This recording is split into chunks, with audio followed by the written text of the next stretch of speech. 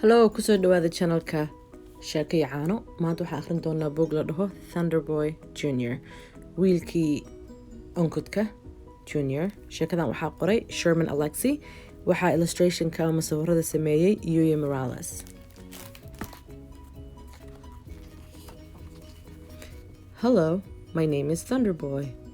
Hello, magacayga waxaa la dhahaa Thunderboy ama wiilkii onkudka. Thunderboy Smith. That's my real name. Thunderboy Smith. Waa magacayga runta. My dad gave it to me at birth. Magacaas aabahay isii markaan dhashay. My mom wanted to name me Sam. Hooyaday laakiin waxay rabtay inay ii bixiso Sam. Sam is a good name. Sam waa magac fiican. Sam is a normal name. Sam waa magac normal ah. Thunderboy is not a normal name. Laakiin Thunderboy ama wiilkii onkudka ma aha magac normal ah. There's nobody on earth with the same name as me. Adduunka ma joogo qof magacaygo kale leh. I'm the only Thunderboy who's ever lived. Aniga waxa ay halkii qof oo Thunderboy la dhaho adduunka ku nool. Or so you would think. So that's uma malaynaysid. But I am named after my dad. Aniga waxa la igu sameeyey ama waxa la igu magac daray aabahay. He is Thunderboy Smith Sr. Asaga waxaa la dhahaa Thunderboy Smith Sr. And I am, anigana waxaan ahay Thunderboy Smith Jr. People call him Big Thunder. Dadka waxay asaga ugu yeeraan onkudkii weynaa. That nickname is a storm filling up the sky. And magacaas naynaasta ah waa magac sida duufaanta kore u adag oo u weyn oo cirka dhan buuxinaya. People call me, dadka aniga waxay igu yeeraan Little Thunder, onkudka yaraa. That nickname makes me sound like a burp or a fart. Magacaas naynaasta ah aniga wuxuu iga dhigaa wax yar sida daaco ama dhuuso. My mother's name is Agnes. Hooyada magaceeda waa Agnes. My sister's name is Lillian. Walaashay magaceedana waxaa la dhahaa Lillian. Those are fancy names. Magacyadaas waa magacyo heer sare ah. But they're normal names. Like waa magacyo normal ah. Thunderboy Jr. is not even close to normal. Thunderboy Jr. ma aha xataa magac u soo dhow normal. Can I tell you a secret? Sir ma kuu sheegi karaa? Come over here. Kaale inta imo. And I will whisper it in your ear. Anaa dhagtaadan si tartiib kugu sheegayay. I hate my name. Aniga magacayga waa nabcahay. Don't get me wrong. Khalad ha iga fahmin. My dad is awesome. Aabe waa fiican yahay. But I don't want to have the same name as him. Laakiin ma rabo inaan magaciisoo kala yeesho. I want my own name. Aniga waxaan rabaa magac aniga aan leeyahay. I want a name that sounds like me. Waxaan rabaa magac aniga aan leeyahay. I want a name that celebrates something cool I've done. Waxaan rabaa magac dadka tusaya wax fiican aniga sameeyey. Yeah. I once touched a wild orca on the nose. Beri waxaan wajiga sanka ka taabtay nibiri. So maybe my name should be marka magacayga waa inuu noqdaa not afraid of 10,000 teeth. Kii aan ka baqi jirin 10,000 oo ilkood. I once climbed a mountain. Waa waxaan fuulay buur. So my name should be marka magacayga waa inuu noqdaa touch the clouds. Kii daruuraha taabtay. I love playing in the dirt. Aniga waxaan jeclahay inaan dhiiqada iyo ciidda ku cayaaro. So maybe my name should be marka magacayga waa inuu noqdaa mud in his ears.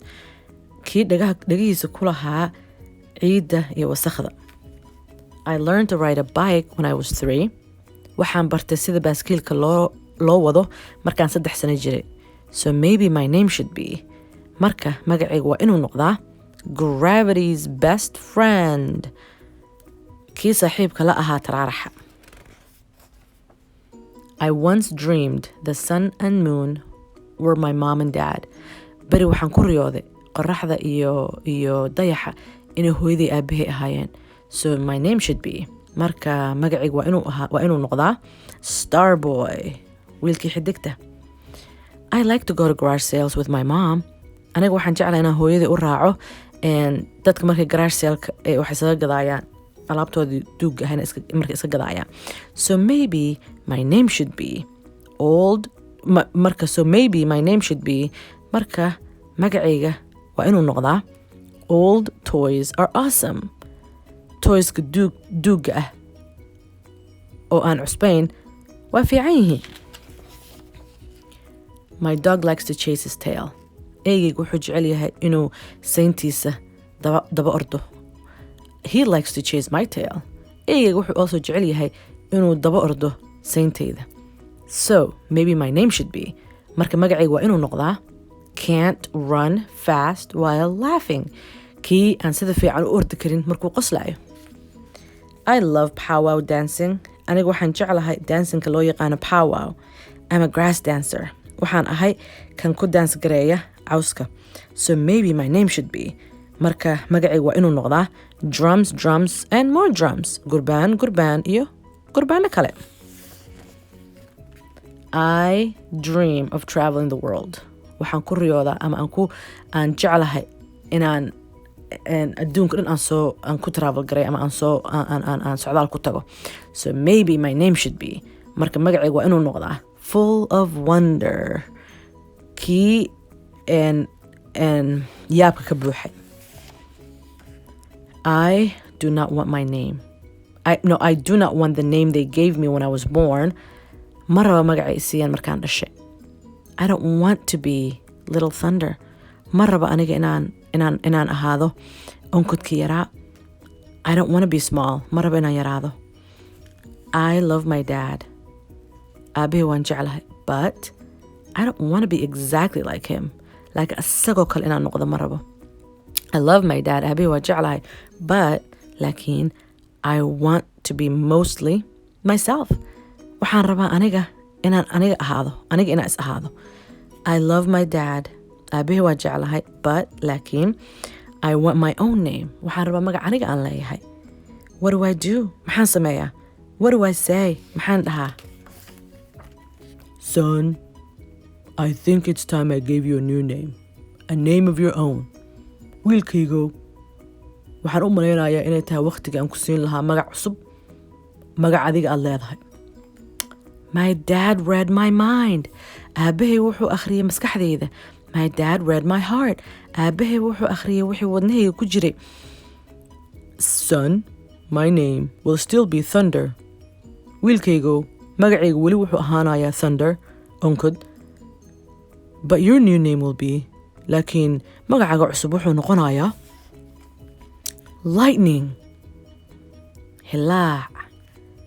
Together, my dad and I will be amazing weather. And anigay aabahay labadan waxaa isla noqonaynaa jawi cajiib ah. Our love will be loud and it will be bright. Jacaylkan wuxuu noqonayaa wax aad u adag oo aadna u birbirqaaya ama u ah u hilaacaya. My dad and I will light up the sky. Anigii aabahay cirkoo dhan aan hilaac ku shidaynaa. Okay, sheekada meeshaasay ku dhamaatay. That was the end. I hope you guys enjoyed it. And haddii aad comments ama fikrada ay haysiin igu soo qora meesha hoose. I hope you guys subscribe inshallah. And I hope inaad sheekooyinkan la dhegaysatiin ilmihiina. Ama haddii aad tahay qof Ingiriiska rabo inuu barto, I hope inay ku caawiso. Assalaamu calaykum waraxmatullah.